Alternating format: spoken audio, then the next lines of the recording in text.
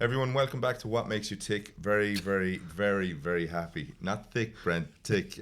I was going to say, good luck with that. Yeah. Very happy to have my next guest, Brent Pope. Brent and I met in St. Mary's Rugby Club many, many moons ago when I joined the club, and Brent is a former stalwart of the club as well. Thank God you didn't say we met in Annabelle's. No. I remember growing up watching Brent and RTE and doing the punditry, and I was like, Jesus, your man seems to know what he's talking about. Well, anyway, welcome along. Thanks very much. Yeah, good to see you again. A great Mary's man like myself. So, it's always good to find out what you've been up to over the last few years, and you just telling me you got engaged. And so the rest is history. Another one bites the dust. Another one bites the dust. Unfortunately or fortunately, I haven't gone down that road. But ladies, talk about that ladies. Yep. Here we go. This isn't a dating app now, exactly, Brent, right? Exactly. This is actually just us having a chat. No, well, listen, welcome along. I'm delighted to have you. I suppose one of the reasons I wanted to reach out to you and a couple of things is you're doing some unbelievable work across not only in sport but also in mental health and everything. So I think there's plenty to get into. But the week that's in it, the World Cup is kicking off, right? It would be remiss of me not to open up and have a conversation about rugby. It's something that's so dear to your life. Before we talk about the World Cup, though, like what was the reason you got into rugby? How did you get into rugby, and how come it's become such a pivotal part of your DNA? Because you, as a young boy growing up in New Zealand, you couldn't but be immersed in rugby. It was impossible not to be, because you played two sports. Even though I played a lot of sports at school, it was mostly for young boys of my generation and my father's generation before them. It was rugby in the winter and cricket in the summer. Yeah. That's what it was. Despite, you'd just about be laughed out of it if you made the first 11 football side, soccer side, because nobody played soccer, So from about the age of, I suppose, I remember my father joined me up to a local Marist Brothers Club, a Celtic in New Zealand, where you wore the Irish of green. So it was a coincidence that I came back later in life and played in Ireland. But I remember knocking on my father's bedroom door when I was about 4 or 5 and saying, Dad, when we were going to rugby or something, he said, hold off, son, it's only Tuesday or something. The game was on the following Saturday. So I loved rugby from an early age. I first started playing when I was maybe 4 or 5 and went through all the grades, and then at school, and then university, and then provincially, and then because it was a part of my life, really. Yeah. It's mad, isn't it? Because once you go down one route, it's nearly, there's no deviating from it, really. No. I mean, especially in New Zealand. No, especially in New Zealand. And when you've got to look at it like this, people ask me, I probably played in some of the years that were the greatest of New Zealand rugby. It's changed a bit. We can talk about that. It's changed with professionalism. I don't know whether the professional game has been good for New Zealand rugby. In fact, I see it the other way. But and that's not just equivalent because I didn't get paid to play, but I think there was more of a pride involved in those days of wearing a black jersey and representing your country, which I was lucky enough to do. But I mean, I think just playing for the school first 15, and especially the university years, I loved playing rugby. At first at Canterbury University, and then I went down to Otago, where I spent my years playing for Otago. But I really loved those days of the comradeship and the sort of the camaraderie around rugby at university. It was still a time where you'd train hard and you'd have a few beers after the game. Well, a good few beers after the game. But that was what it was like. It was play hard and train hard and play hard. Yeah, that was in that order. Yeah, and that's what made you a successful player. At the end of the day, that you sort of, I suppose, you were parts of two worlds, and one part of it was the social side, and the other part of it was the training. But I was always a good trainer. My father was a New Zealand athlete. He was a triple jumper, New Zealand triple jump champion, and he was a good sprinter. So despite having skinny legs, which I still have this day, that when I was playing rugby, they used to say, "Get chicken legs, tackle chicken legs." But I used to liken my physique. Well, I used to liken my physique to a carrot. That if you tapped me on the head, I would go into the ground about 6 inches, because compared to my shoulders, I always had big shoulders like yourself. I mean, I could always do the upper body. In fact, here's a funny story. When I was included in the training squad for the 1987 World Cup, they went around the country and they did the fitness testing, which was ahead of its time. So you went into a gym in Wellington somewhere and they had all these fitness tests set up to do. Well, they had to stop me on the pec deck because I got to 100 or something, and I said I could do this all day long. So I said, when do you want me to stop? And they said, look, you've done more than enough now. And then they came back with the results, and at that stage they said by pound that I was second or third strongest upper body rugby player in New Zealand at that stage. That's even considering guys like Steve McDowell and that who had gone away to were judo champions and that. But they said you've got the second weakest legs behind Terry Wright. Well, Terry Wright was like a greyhound winger that was probably only 13 stone. And you're number 8. I remember them put the weights on to do the kind of leg extension. I couldn't move it. So I knew then, what's it so? You don't need to have everything, right? Well, you don't need to have everything. But I was fast. Yeah. But I also knew I was also a good athlete at school and a good 1,500 metre runner. I went off to the national champs a couple of occasions for 1,500 middle distance running and for cross country. But I knew to train harder than the next guy. Yeah. And I decided where that changed for me big time was the swing around was in 1986. I thought, right, I'm going to prepare myself.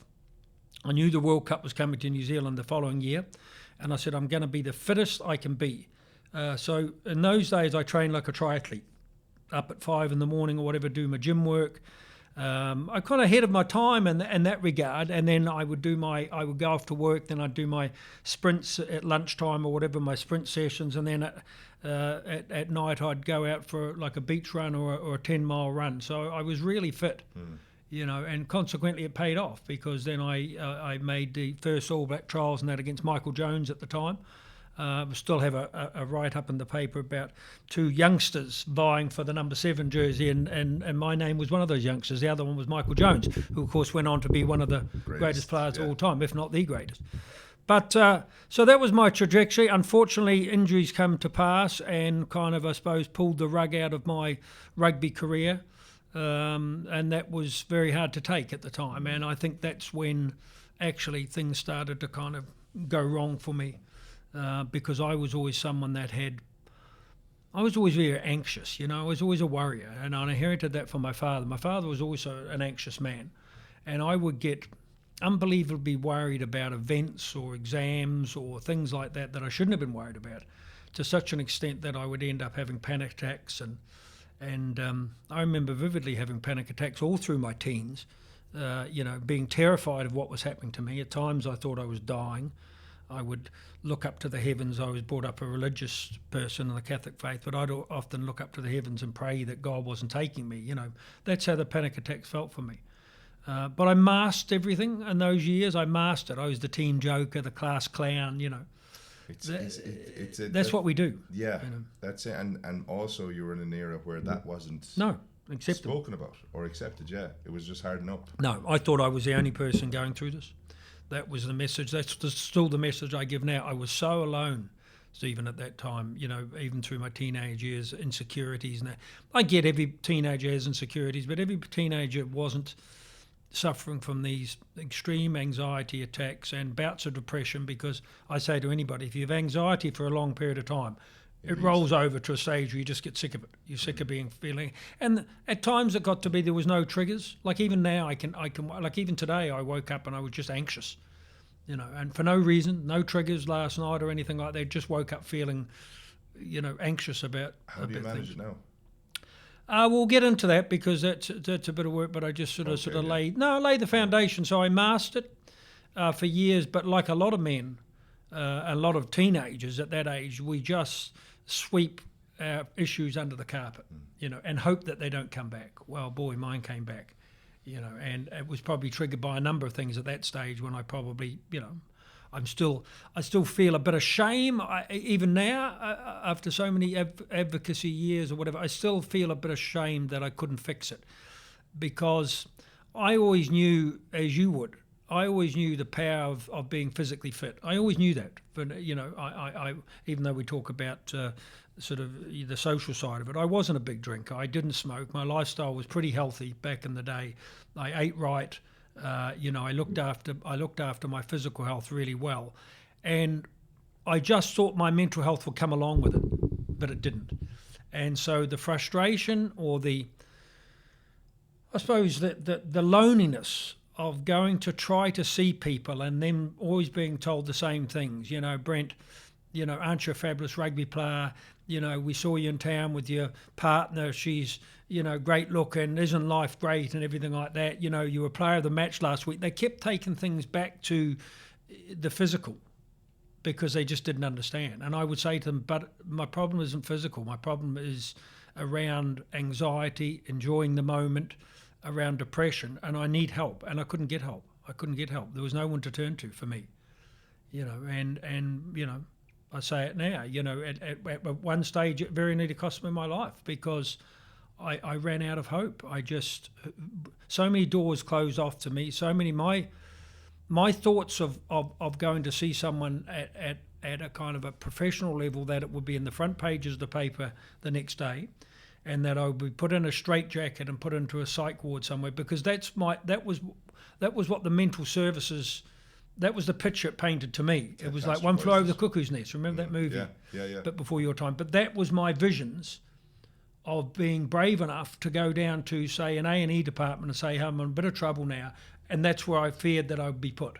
And people wouldn't understand. And, wow, to try to go through those days was very, very difficult for me. I remember playing a game, a provincial game, now not just a club game or whatever, like, a Leinster-Munster game. And I remember coming off the pitch, and the first thing I did, rather before I even got changed, I don't even know to this day whether I did get changed, but I went into a local payphone with the days before mobile phones, and out in the rain, big enough guy at that stage, 6'3", 17, 18 stone, and just rang my father in tears and said, Dad, you've got to come and pick me up. I can't play rugby anymore. I can't. I wasn't even getting the enjoyment out of that. People didn't understand either. I think the first thing they came back with, I think I got a call a few days later saying, you've let everybody down, but I could have been further from the truth. Just because I didn't explain to them, I didn't tell my friends, I just disappeared because I couldn't cope. And, to this day, if somebody had shown care to me, that I could have opened up and talked about, and the things would have been easier. But I just felt that I don't want to be a burden to the team. I don't want to be a burden to my parents. I don't want to be a burden to anybody. And that's the way that I felt, that I was a burden. How old were you? Well, I started having my first panic attacks that I hid from about 14 years of age, and I hid them reasonably well so that people didn't know. Nobody knew, really, not only my own family. They knew at times that, I suppose they could see probably signs, but I don't blame them, because I never went to them, because I just felt alone. I thought, who could I go to? Who could I go to? My father loved me and I loved him, but he was an old-fashioned father in some regards, and worked very hard, and three jobs a day to put food on the table and a roof over your head, and I loved him for that. But I don't think he would have been the type of person to say, until later on, when he just, it's such a loving moment now for me. I remember a few years ago when I wrote a book about my problems, and I remember Dad coming up to me when he read the book in New Zealand, and at this stage I'm in my 50s, and he just put his hand on my shoulder and a tear in his eye, and he said, I wish I'd had known, son. And just to say that was with so much love, and it's quite emotional even now telling that story. But I just then got it that he got it, and I wished I had have gone to him, but I didn't. So was the fear that paralysed you to do? Yeah, the fear of not being normal and being judged, and being, not, being a whinger too. Being a crybaby, being less of a man. I felt weak. I could go around the back of a rugby pavilion and give another player a belt on the nose. I was an aggressive rugby player, and that was fine. I just couldn't handle the mental side of it. And it's people all know that are listening out there will know what I mean. And I think that's what I do, Stephen, because I think we just need to have more understanding about what people are going through. Not to sit there and say, this is what I would do or this is what you should do, because it's different for everybody else. And I'm not asking anybody to live my life. In fact, I don't want people to live my life. And people might, take exception to that and say, oh, well, look, hasn't he been on the TV? Hasn't he had a wonderful life? Yeah, in some regards I have. But I would trade all of that to be mentally okay, to not have days where I feel hopeless, and especially in those younger days. So why I do what I do now, even though it's difficult, especially for younger people and especially for men, just say, let's get it out there, let's talk about it, and let's try to move forward positively, and that's the message. So one of the things I'm a big advocate of is asking for help, right? Because I was lucky enough to grow up in a world where I had that, I suppose, relationship where I felt comfortable to speak to my own man and say, here, listen. It was because there was a generational difference, right? But in saying that, I find it sometimes the hardest thing, even though it's, I think the most important thing to do. I find it the hardest thing, because like that, you create this, well, they've got enough on their plate. Exactly. They don't want to be dealing with my mess. No. It's mine, I need to figure it out. Exactly. And ultimately, it's when you actually speak to them that they go, Jesus, why didn't you tell me sooner? Yeah. Well, I'm telling you now. So, and sometimes I was listening to Simon Sinek, who's a great speaker, but one of the things he said is sometimes it's not about fixing it. No, it's not. Just about listening. Absolutely. And it's just being there in the mud with you to be able to go, okay, go on, tell me more. Well, that's a great saying, actually. I might pinch that from rugby time, to be in the mud with you, because that's what it's all about. And I went back and studied to be a psychotherapist, and I'd studied psychology at university, and not for any reason but just for my own journey. And it's exactly about that. And often parents come to me and they say, what's the greatest skill when we're talking to teenagers or talking to siblings or family members that might be going through? I said, just become the world's best listener. Don't try to tell them what you would do or what you should do, unless it's, look, we need to go for help together. But as I said, you're coining your term, like, be in the mud with them. Just say, hey, I love you and I support you and I care for you. And if we need to get help, professional help, then I will come with you hand in hand and make that journey with you. That gives people so much confidence to be able to open up. If they know at the end of that line to the Samaritans or to Pieta House, or at the end of a conversation to a friend, you're not going to be judged. You're going to be cared for, you're going to be held, and you're going to be embraced for your bravery or courageousness or whatever. Actually, I want to leave those terms behind. I don't want to be seen as brave. People say, oh, you're so brave talking about your mental health. I just want it to be more normal. I want every teenager, a young person, or every old person, everybody out there to feel a bit like you, that why didn't they make that call earlier? Why didn't they have that conversation earlier rather than later? Why did they go through years or months of pain, of anguish, of despair, of loneliness, of guilt or shame, because we use all these words around it, when they could have just got onto a phone and found a friend or found a colleague or a family member and just said, hey, I'm not okay, and for that person to say, I'm glad you shared this, let's get you help, Yeah, because I think for some people, they have the facility to go to speak to a professional, right? Of course. And they have that, I suppose, like, I went through a bit of a really, really challenging period about 5 or 6 years ago. My sister said to me, she said, Steve, you make all these different choices in your life. Maybe you need to go and talk to somebody about why you make those choices, right? And that for me was my freedom to go, because my ignorance beforehand was that therapy was a weakness. That was my ignorance, of course, right? Same as me. That was my ignorance. That was the way I kind of viewed things. I said, I don't need therapy. No, because you're a man's man. You're a big rugby player, and exactly. Everybody would have come to me as a friendship circle to talk to me, to do all this stuff, right? And then it got to a point where, when my sister said it to me, that was the catalyst for me to go, do you know what, she's right. And I'd never done it before, but what I did was I went to my GP, had a chat with my GP. I said, I need help. Yeah. And he gave me two names. I rang one person, they never rang me back. I rang another person, they rang me back, right? Yeah. And then I went into the world where, like with training in the gym, I'm not going to get strong in the morning. No, exactly. From doing a weight session. It's going to take a process. No, and people need to know that. And so I kind of approached it going, okay, this is a process. I need to need to go through it, Yep. whether I liked it or not. Now, there was a lot of uncomfortable conversations. There was a lot of tears. There was a lot of like challenges. There was all these things that, like, I could see myself reacting. But 2 years later, I turned around and I said, I think we're done, aren't we? And she said, yeah, we are. Yeah, and people have to realise that. People But are looking I was for the lucky quick it was fix. 2 years. No. Right? But, You're but, lucky. but some people will, and sometimes I look at it and I go, okay, maybe I should go back.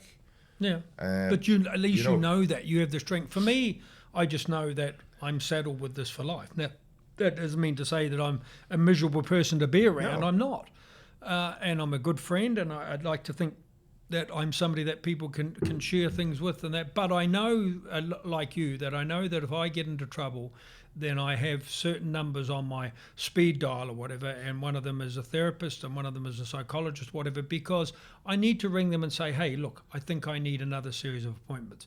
But people need to know out there that are listening to this, it is a process, and you need to find the right person for you too. It's not just about going to the first psychotherapist you can book in, because that may well be a failure. I think I had to try 5 or 6 before I found the right mix for me that I felt comfortable talking to. And then you get to a stage where actually I enjoyed going along on a Wednesday night for my hour of venting, so Get you it could off just the sit chest. there and just say, this has been miserable and this has been that. And that's when I really picked up that the best therapists just listen and they guide you through what you need to talk about. And they give you a bit of homework that you go away and just think about things differently. And I'm not talking about homework, you go down and write a 50-page essay. No. Just say, hey, maybe we look at things a little bit differently. Yeah. And the CBT side of that, but... people need to understand that's a good thing. I mean, Americans have probably over-embraced a kind of therapist for everything. But certainly, you're right. The first step is that. And it's not an easy step to make. And I mean, just taking one aspect of mental health that's a real worry for me is loneliness is a killer for older people. Loneliness. People, we've come some way to addressing that in COVID. Actually, now we've just gone back to our old ways. Yeah. Yeah. We at least called into neighbours and elderly neighbours, especially in the rural sector in COVID, and maybe said, look, do you need groceries? Sometimes all those people need to do is talk to someone. I remember an elderly neighbour who I was very close to, and she passed away, unfortunately, during COVID, burial across the road. And she used to say to me, Brent, she said, the reason I go down to the butchers, or used to go down to the butchers or the old-fashioned supermarket, she said, just to talk to someone. That was it. And she said, now we go down and we're whisked out the kind of quick pay, and people don't have time for people anymore. Yeah. Which everything is, the interaction with people is becoming less and less, isn't Less it? and less. And you see it in technology, you see it but I think it's going to come cyclical, right? Because there's all this fake stuff that's out there, right? That you won't actually trust somebody unless you're with them in person. Like, I think that'll become the point where eventually it'll become super cyclical, where we'll need to engage with each other, because people need people. Like, human it's the most interaction important thing. It's the most important thing you can do. Yeah. And I mean, funny enough, on that, the longest psychological study I think is it's very interesting actually, and they took 90 men from Boston years ago, 2 or 3 generations ago, and from different walks of life. Some of them were kind of, I suppose, homeless and out of orphanages. Others were from Ivy League schools or whatever. And they tracked their physical health and their mental health through generations. And they asked them at certain ages what they think would make them happy. And of course, they got different answers at different stages. But the one thing all of them had in common was what makes them most happy later in life is the relationships they've built. Nothing about money, nothing about having the best house on the hill. It was all about friends and family and the relationships they could be proud of. So when people strive for happiness through having things, I look at it differently. I think happiness comes, from doing something you're proud of, and from giving back to family, community, country, So I would like to think that, yes, we're going to come back to those raw values of what friendship really means or what the journey means in life, and rather than get sumped up in technology and rushing to go everywhere, Material. Actually, speaking about being proud of something, so I think it's a nice segue into what you're doing and the work you're doing with Samaritans. Segue, I love that word. It's a modern. That's your generation word. I don't know what we said before. Segue is what would surfboard nice into link, it, is it? surfboard into it, or skateboard into it. Yeah, but it's good because So the work. Can you maybe just talk to me about the work you're doing with Samaritans and the Elephant in the Room project? Well, I've been an advocate for once I suppose once the shop doors was open and people knew about my life, once they knew about life, once I tried, and I still. Actually, what was that? Sorry, what was that like to very do very that? difficult, because it was on air, and Ryan Tuberty interviewed me, I think, well before the Late. He was a young broadcaster in RT, and I came back from New York, and that summer I just felt New York, because in some ways I come to Ireland, people think it was come to play rugby. No, that was just a kind of excuse. I had to get away, I wasn't in a good position. I'd been suicidal, let's face facts. I'd had probably what you'd term now as an emotional breakdown, and I just needed to, part of the advice even from the council at that stage when I got professional help is, Brent, you need to get away from this environment. There was a lot going on in my life then. There was a lot of disappointments out in rugby about broken relationships, about all these things that were just raining down on me every day, and I just couldn't cope. So the first step was, look, I need a bit of fresh air here. I need to get to somewhere where people don't know me, where I won't be judged, and where I can maybe talk more openly to somebody, because they wouldn't have known me and they wouldn't have said the same thing. Look, weren't you player of the match last week? Aren't you, aren't you rugby player of the year? What could make you more happier? But that didn't bring me any happiness. But so I came out, and then the mistake I made was I thought, okay, I don't need, I'm okay now, and I don't need to keep seeing the therapist after about, I think about a 2-year period. So I said, okay, I'll go off to New York, and I'll spend a few months in there. I'll rent an apartment, and I love movies, and I love Broadway, and I love those sorts of Central Park, just throwing a frisbee and that.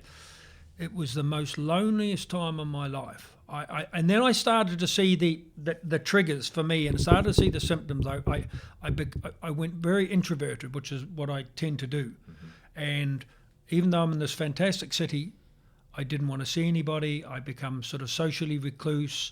I was thinking, I'm paying all this money for accommodation, and I'm not in a good space. But I knew it. That was the difference. I knew it. Okay. So I said, look, I've got to get back to Ireland to get the help. I've got to get on the speed dial again and ring my therapist and say, look, I've got to fly back to Ireland because I'm not in a good place. So that's what I did. But on the same day, I'd agreed to, a bit like here, I'd agreed to come in and do a Ryan radio show about the rugby, about the upcoming season. And he just took one look at me and he said, Brent, there's something wrong with you. He said, I've known you a while now, and he said, there's just something wrong.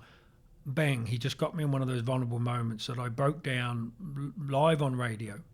I think I probably started crying, and I just said, look, things are not well with me, and my whole, what I call life's dirty little secrets came out again. But there was a difference this time, Stephen, in the sense that it just didn't come out to people that I wanted to share it with. It came out to everybody in Ireland, or everybody that was listening. And without a word of a lie, I went round the back of RT Studio after that interview, and I just put my hands on my head, and I just thought, what have I done? The Irish won't accept me. They won't accept an ex-rugby player now on the panel, talking about rugby, that's mentally weak. I'll be seen again. It transported me back to that time where, this guy's not a real man. A real man wouldn't be airing his dirty laundry, as I called it. Airing all his shame and his guilt and that. Just get over it. Man up, toughen up, harden up. All these things came back to me. Why couldn't I cope like other teammates cope? Why couldn't I, I could go down to the gym and lift weights all day long, but I just couldn't. I couldn't repair myself without help.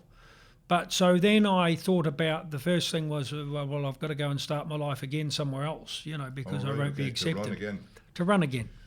Okay. But then I think Brian Tuberty called me back, and I remember where I don't know why I remember that I was in Tesco's, and he rang me back and he said, Brent, he said, we've never seen anything like it on a show. He said, the number of red lights that come up, that people have just come on, support especially for men, that just come back and said, oh my God, I'm going through the very same thing, and so at that stage I was called brave, and I don't see it that way. I just got caught in it's like that U2 song, stuck in a moment and I can't get out of it. Yeah.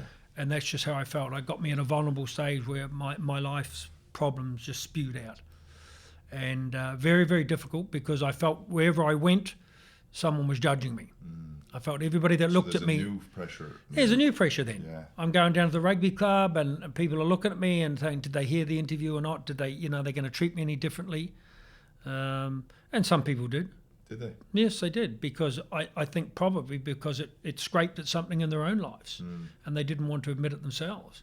And they would often be the people that contacted me years later and said, Brent, I was just stuck where you were a couple of years before. I didn't feel ready to address the issues. So since that time, I vowed, I suppose, nothing to do with an ego, because when you've got to take your ego out of anything you do when you're talking about mental health. It's not like saying, I'm the greatest guy around, look at Brent Pope and this, that, and the other. No, it's nothing to do with ego.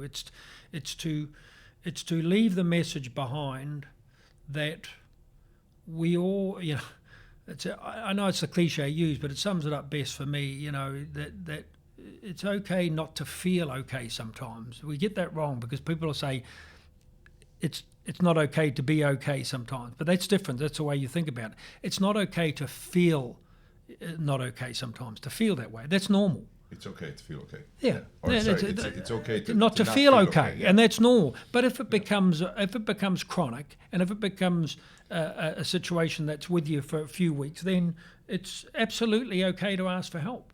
And that's the message, and that's as simple as it will always be. So the elephant in the room is, I say to everybody, I could say to everybody in this office, what's your elephant? And everybody has an elephant, as I see it, and that elephant represents something that they're vulnerable, something they don't want to talk about. Because if you mention the elephant in the room to someone, they go, I don't want to talk about that. Whether it's racism, whether it's bullying, whether it's gender issues, whether it's finance, whether it's whatever it is that negatively affects your mental wellness, that is your elephant. So I'm just asking people to, hey, try sharing the elephant with somebody. Try sharing what your worries are, rather than letting it fester, let it building up. What I said before, pushing it under the carpet to come back and haunt you a later day. Why can't somebody work into a sporting organisation or a business and knock on the door and say to the manager or to the team coach or to the principal or to friends, hey, you probably noticed I've been a bit down or whatever, or I haven't been my old self, and it's just because something's going on at home or something. And for that person to say, hey, thanks for sharing that with us. Do you need help, or can we help you? And for that person to say, I'm okay. I'll be back to work, or I'll be back to the team in a few weeks. But just so that somebody understands. Yeah. It's interesting you say that, because there's obviously creating that freedom for somebody to share, right? But there's also teaching people how to listen. You did mention earlier how important it is to listen, especially as a parent. But as a person, as a friend, it's a skill. It is a skill to be able to let somebody talk, to let them share their mind. People are probably laughing because I've been badgering away at you for the last 30 minutes. I've been practicing my skill. Yeah. No. But I'm listening to you, and there's so many things that you've said that resonate, but also it's so focused on the person, because you've experienced so much of that you've experienced. You've gone through, and you're dead right. It's not about being brave. It's just making it normal to be able to talk. We're when it comes to the modern man, right? Yeah. If you look at it, if you want to inverted commas it, right? The modern man now is a little bit more including hopefully with their emotions, right? I was speaking to Caelan Darris on the pod a couple of months back, right? But Caelan said yes, well, he's qualified, or his parents were psychologists. Yes, well, he's one of our ambassadors for the Elephant in the Room. Well, so Caelan turned around and he said, Carl Rogers, who's a famous, he probably said it's psychotherapist. What's personal is universal. Yeah, it's true. And by sharing it, you'll actually find that you're not on your own. And in doing that, then you can grow a bit of strength. Exactly, you know? and you know, even from a dressing room rugby, the greatest thing you can do sometimes is if you share your vulnerability, then other people will share theirs back because they don't feel so judged, they don't feel so. So I give people permission when I tell my story. I give people permission to say, hey, you know, that's how I felt, or that's how I feel, and if it's okay for him to do it at a level above, then it's okay for me to talk to a family member or something. That's all we're trying to do. But by sharing that vulnerability, they will share it back. 9 times out of 10, if you listen to someone and you start by saying, hey, you know, don't worry, I feel like that sometimes as well. Yeah. That gives so much empowerment to someone to say, okay, I'm not alone. You know, that Stephen feels it, that Brent feels it, that my husband feels it. You know, that so if you take that loneliness, that's why I said loneliness has been killed. I just didn't mean in a sense somebody sitting down in a place by themselves. I meant the loneliness of dealing with something yourself and feeling there's no help out there. So the elephant becomes, what I want it to become is a symbol of confidence. So that if somebody comes into a workplace and they see an elephant there in the foyer and it comes with a lovely commitment plaque that says whatever business or whatever sporting club is committed to talking about conversations that affect our mental health, at least you know someone at some level has put a bit of thought into caring. For those people that suffer in silence, maybe it gives them just an ounce of confidence to be able to go into that room and say, hey, you know, I'm in a place where I can be held and cared for, and it's just a start, Stephen. Yeah. It's just a start. I'm not expecting the elephant in the room. Actually, no, I am. I'm expecting the elephant in the room to go to all over the world. That there's some representation of an element. I was just talking to the construction industry there, and I said I'd love to go past the construction sidings and see a big elephant painted on the side of it. Just says this is a place of mental health, positivity or whatever, so that those workers coming into work each day, it's not all about hard hats, it's not all about tools, it's about looking after their mental health as well. And what about county councils? Like going into towns and seeing that there's an elephant and that we're welcoming you to share and be your 100% self and talk to us. People get it. Yeah. Young people get it. I'm not so sure at the moment talking to businesses and that, you know, I addressed some certain businesses there that are very probably macho, you know, in a sense that they're mainly male employees. And I said, what are you so scared of? What are you so scared of? And the CEO at least was honest enough to say, Brent, we're scared of opening Pandora's box, you know. And I said, don't be, you know. Yeah, but by doing that, you'll actually become better. But that's what I mean. You know? If people can just realise that and the same CEO said, in your advice, what should I do? And I said, the most powerful thing you could do, and I'm not expecting you to do it. I said, but you asked me my advice. The most powerful thing you could do is go down at the start of a year or something like that and address all your staff and say, hey, you know, I'm not without problems in my own life.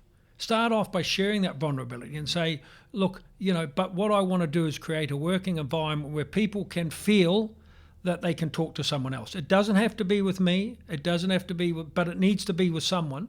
And also the fact is, take it from me now that you won't be judged ever in this company if you come to someone and say, look, okay, I need a couple of days off work or something, because that way it generates care and a feeling of being held, and that will increase productivity and increase work wellness. Yeah. So if people want to get to know more about Elephant in the Room, where do they go? They can go on the website. We're wanting companies to have their own elephants done, and that's where we tie in with the Samaritans because they are our charity partner for this year. So all the profits from the elephants go to the Samaritans. But I want this to grow. over the next couple of years. It's not just a fundraising, and it's awareness campaign that I want the elephants to continue to grow. That, you know, we've teamed up with Lunch Bag, for instance, who are a company that distribute nutritional lunches to the schools or whatever, and they're going to go out with an elephant in the room bag with, you know, what it means to be a better friend. Lovely. And that'll go out to 1 million kids in a month. 1 million kids. So 1 million kids will open their lunch and see this elephant in the room bag, and it'll say something like, if you see someone alone at school and it's their first day, go over and be a friend. You know, smile to someone, shake someone's hand. It's just about the building blocks of mental health. So we're going to further that on with buddy benches, elephant buddy benches, but primarily, I'm asking companies to become market leaders. You know, don't come back to me all the time and say, "Oh, we'll put a new gym in the company, or we'll put bean bags in the common room." No, that's not enough to address it. So I'm asking companies out there that are prepared to make a stand and have an elephant in their foyer or in their boardroom or something that represents where they're wanting to go with mental health awareness. That's all I can ask. I think it'd be so powerful if you're walking into a business to see that. Absolutely. Knowing that you're starting your journey, and you automatically see that, and then you get it. You can connect it. You get it, because I against that background, we Core Market were one of the original sponsors. I do a bit of work for them, a mental health kind of, I suppose, ambassador or whatever. But when I was in there on inductee day, and a lot of Core Market have a lot of employees from different areas. So I was in this room. The elephant was in there, and there was a number of Brazilians in there. There was people from all around the world were in this room, including a couple of people from Ireland. And they all went over, and I kept quiet, and they all went over and looked at the elephant, looked at the plaque. And I just turned to one of the girls beside me and said, "Oh, what's all that elephant about?" You know, they didn't know I had anything to do with it. And they said, "It's brilliant. It's just saying that, you know, if we come to work for Core Market or something like that, you know, our mental health will be cared for or something." And I said, "You got it." And everybody in that room, yes, they were of a certain age, they got it. They got what the elephant symbolised. And I said, "Would that give you more confidence to speak?" And they said, "Absolutely." And I thought, job done. Yeah. You know, if one person comes in on day one that's a bit nervous and they've maybe had some mental health difficulty or whatever, they come in and they see an elephant there and they said, okay, that's what I said. They know that someone at any level, doesn't have to be CEO, but someone at some level has thought enough about people's mental health in that space to give them more confidence. And it's not about being brave, it's not about being courageous, it's about actually having the confidence to say, yeah, you know, I'm not feeling too well the last couple of weeks or something. I need help, and I feel that I'm confident enough to go and talk about it and not be judged. See, the problem with people going onto these websites is this, is they feel still out there, despite what companies will tell you, they put all this money into websites and that, and they're fantastic, they look fantastic, wellness stuff and that. People don't want to go on because they don't feel it's confidential. They feel that somewhere up the level, somebody is looking down there and saying, oh, I see Stephen Bradshaw was on and he was up for promotion there, but I don't know, you know, he's got mental health issues. You know, that's what they fear, whether that happens or not. Yeah, the perception of it. The perception of it. And that's the problem with people, with businesses coming to me all the time. And I turn around and say, well, how many people use that site? Because we know how many use the likes of the Samaritans Be at House, and it's thousands. Yeah, and that's the message you spoke about earlier on is asking for help. If you were to leave a message behind, is that the one that you would share? Is that, or like, I ask everybody when they're on the pod, and it's an interesting one, right? Because it gets you thinking. So you're creating this billboard, you're walking past it, you have 3 seconds, you're driving past. Like, what's the message that you're trying to share with the world now? The message is that I never want to talk about legacy, but you know, I'm at an age now whereby you do think about it. You know, you do think about, you know, I've lost a number of friends over the last few years, sadly, through, you know, taking their own lives or through pancreatic cancer or these things, and you do come to an age where you face your mortality and you start thinking. Something I shared with a few people the other day at the opening of the Elephant in the Room. I said someone, I don't even know who said it to me, but years ago they said, look, find happiness. I was always seeking what would make me happy, right? I was always thinking, I'm not happy. And I, did I try to seek it in sport? Did I try to seek it in relationships? Did I try to seek it everywhere? And for some reason, that's is difficult for people like me. It's difficult to feel happy. And someone said to me, get that happiness by doing something you're proud of, and I got that. Because I can look back and say what I'm most proud of in my life, and it's nothing to do with the rugby ball. What I'm most proud of is if somebody comes up, and it's quite emotional for me, I suppose, if somebody comes up to me on the street, or when I'm out for a walk, or they stop their car, as people do, and they put out their hand and they just say, Brent, thanks for all that you do, or you set about change in my life, or you set about change in a family member's life. And a few years ago, my brother came over to visit me, and we were going off to the races. And we were down in Houston Station, and my brother's not a very good fighter,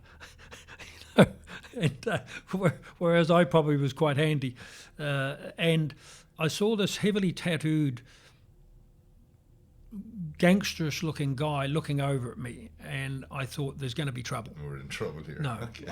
Yes, I was guilty as anybody. I'm judging. He was a big guy too. It wasn't like, So I tucked my brother in, and he said he's coming over, and I said there might be trouble, Mark, because that's my brother's name, because I didn't know that he even knew or something. I just had it in my mind that this guy was approaching, and I didn't, want him in the firing line, because in those days I was on TV, and not everybody's going to like you on TV. Yeah. People are gonna haters are haters. Taylor Swift said, or whatever. But haters gonna hate. Haters gonna hate. It shows you how much I follow Taylor Swift. But anyway, the story is that he was approaching me or something. So my brother had gone off somewhere else, and he came over to me and thought, oh no, is there going to be trouble? And he said, Brent, I just want to say, he said, that if I ever had a chance to meet you, he said, I told my wife, he said, if I ever had a chance to meet you, just to tell you that you are loved in my house. And he said, my wife now, but he said, she was my partner a few years ago, went and heard you speak, and she needed help, and she went out the next day and got help, and she's fine. And he said, you are welcome in our home anytime, and just to know you're loved, and he said, can I hug you? And I thought, it brought me to tears. And I thought, how can anything I do in my life equal that? How can anything I do? So my life is about giving back. And if one person hears this podcast, or one person sees an elephant, or one person hears me speak, or one person gets the help that they need and lead wonderful, happy lives, that is my legacy. Not scoring a try in a mind you, always dreams of scoring a World Cup winning try or something in the corner and that. But but other than that, this is more important work that I do. I think you're dead right. I think you put into really good words there, in that rugby is a facilitator. Yeah. It's not life. No. Right? It's a great thing to be part of. Sport, music, anything. It's great to be part of. Yeah. But if you're proud of what you're doing, if you're a good person, you're giving it your best, you can't, there's no more that you can do. But even from a sporting thing, how powerful is that? And all the best team talks I ever had, they pulled at your heartstrings. They didn't pull at your physical strings. No. They didn't say, Stephen, you're a big strong guy or something, go out and do. What they did was, you've got to have pride in the jersey. Mm-hmm. And even the All Blacks went back a few years ago when they had the disappointments of the World Cup, and they went back to, that a better person makes a better All Black. And I get that. Yeah. A better person all around makes a better player. Well, interesting you say that, because in Andy Farrell's first start, or bringing the team together, family years and ago, everything, it was like, look at yourself as an 8-year-old boy. Exactly. We got a psychologist in, and he goes, imagine that kid playing for Ireland. Yeah. Would you be proud of yourself? That's it. And then if you look at it and put it into that perspective, then you're automatically starting with pride. You're automatically going, and then it's about pride is so powerful. How good can I be? Yeah. Let's follow the process. That's it. And to that point then, because I think you have all these modern men, big men, huge men, who are about to embark on this huge competition. There's going to be pressures from all over. Absolutely.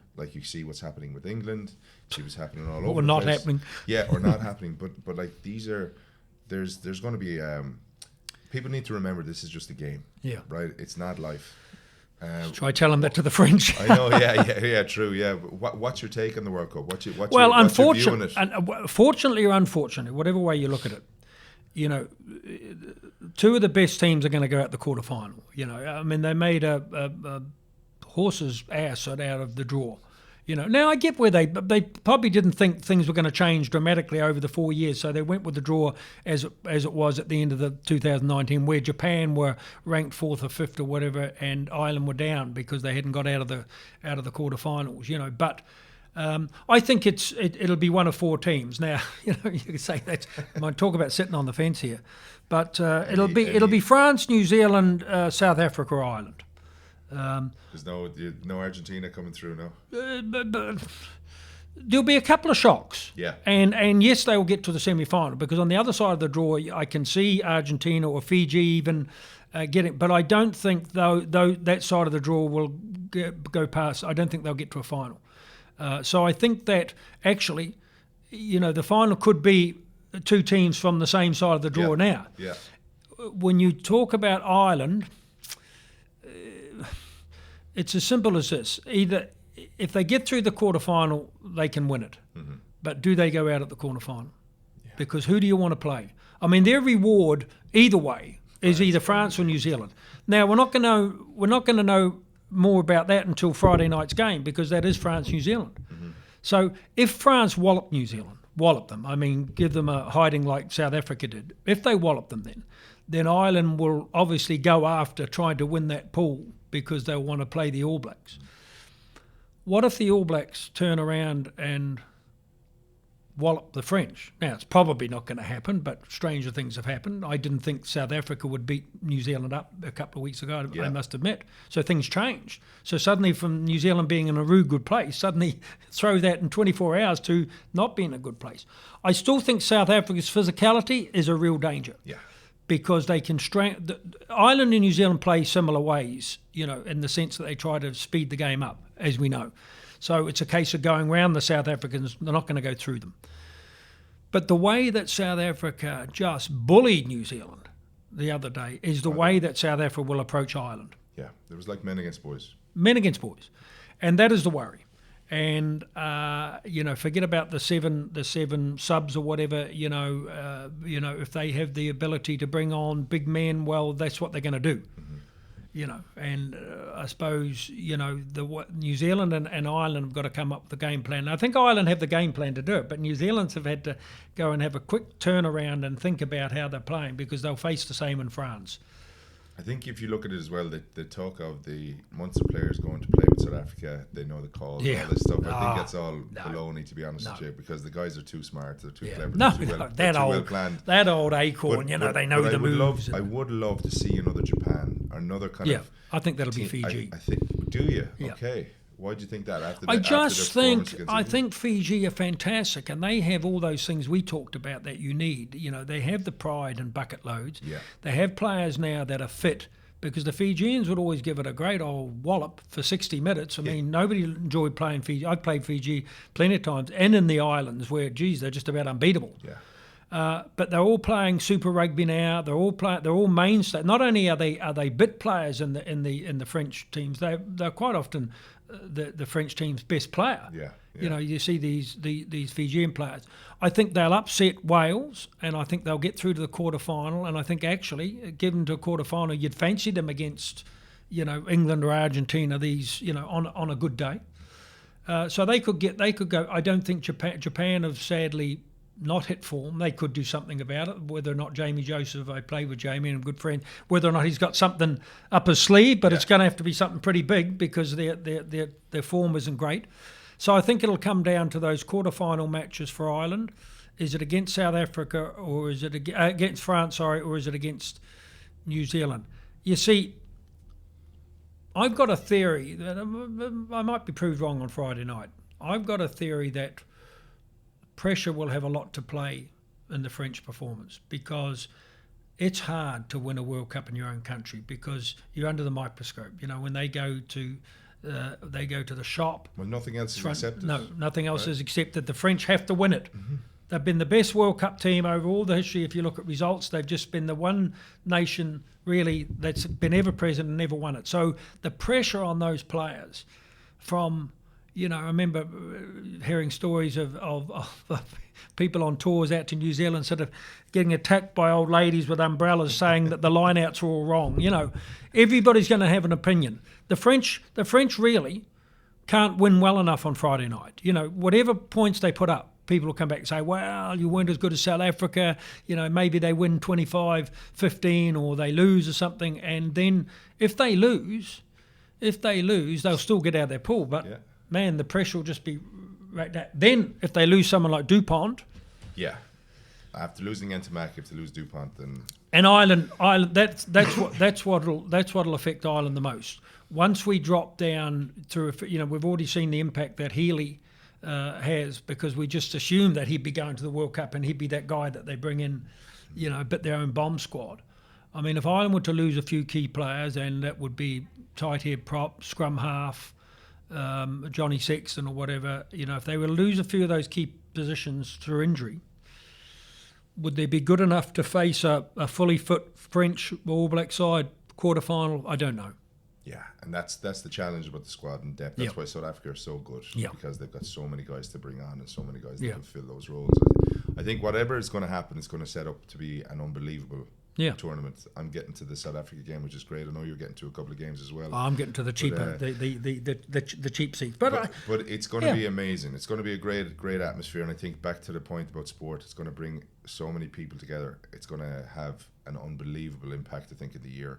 A lot of people have been talking to me about it. I know when we did a bit of research before, it's the most anticipated sporting event of the year. So let's hope. Well, the first game is going to be the biggest viewership of any rugby match the world has ever seen. France, New Zealand. So but World Cups are just different. Again, everybody wants a World Cup. You can have all the other medals. Johnny Sexton can have Player of the Year, European Player of the Year, all these things. What they want, this Irish team want, and what they deserve. They deserve a World Cup. Yeah, and I'll be delighted for them. So it's the one to it's the best, the most well prepared team we've ever had. Yeah, and it's, in fairness to them, the performances that they're putting in, it feels like they're building again. So it's their time. Who knows? It's their. But again, it goes time. back to that moment when they're playing. They're going to have to bring on pride. They're going to bring that emotion through, because at the end of the day, you can't do it every week. But that will be one of the games in the quarterfinal to get there. Is the one that they'll probably need to rely on. But if you go, if you, I know it's not logical, and sport is never logical. But if you go through Ireland's starting 15 and you're playing other nations in the world, it's something I always used to do as a coach. And if you go through those players and say, who would I automatically select from the other team to play a team? Years ago, you'd have gone through an All Black and Ireland team playing at a World Cup, and you'd say, okay, well, we take 11 or 12 All Blacks and we put 3 Irish players, O'Driscoll, O'Connell, in the team to make the perfect kind of combination team. You're looking at a stage where Irish rugby is so strong. If they were to sit down with New Zealand, how many New Zealanders would make this Irish team? So the point being that Ireland should be able to go out with confidence that in a neutral playing venue like France, unless it's against France, then logistically they should win. They should win matches, because I think they've got the better players in the positions. It's where you can gel all those players in to perform on the same day. Yeah. Because they won't be wanting for pride. They won't be wanting for, I think Farrell has set up the perfect kind of storm in the sense of bringing family in and all these things. He's a wonderful coach, and he'll be inspiring them. It's just when things like experience come into play, or the fact it's that also belief, right? Yeah. They're going into it. Do they believe they can get past the quarterfinal? And they've beaten everybody. Yeah, exactly. For the first time ever, That's right, what I mean. going into the World Cup, that they've beaten every team. So it's having that belief that if we stick to the process, that's what I mean. Logically, yeah. But like that's the that's beauty what I mean. of sport, That's right? what I'm saying. Logically, you'd say the emotion, who knows what'll happen. That's what I mean. But anyway, listen, come here. I suppose I appreciate all the time. I've taken up loads of your time. I think there's some incredible pieces in there that I think people will take away, and I hope, and I've no doubt, my whole premise of this podcast was to help people, right? That was the reason I set it up in the first place. Having you on, and your premise is to try help people as well in their various challenges. I've no doubt that we've helped people through this conversation. I hope people let us know and come back and tag or whatever. But you can be proud. Equally so, I'm very proud of this conversation. Yeah. Very No, you can be proud of it, episode, and I'm sure from experience you are helping people, and just to give people something to listen to and say, hey, if these guys can do it, well, maybe I can do it. Yeah, Brent Pope, thank you very much, Steve. Pleasure. Thanks, buddy. You'll have to cut it down a bit.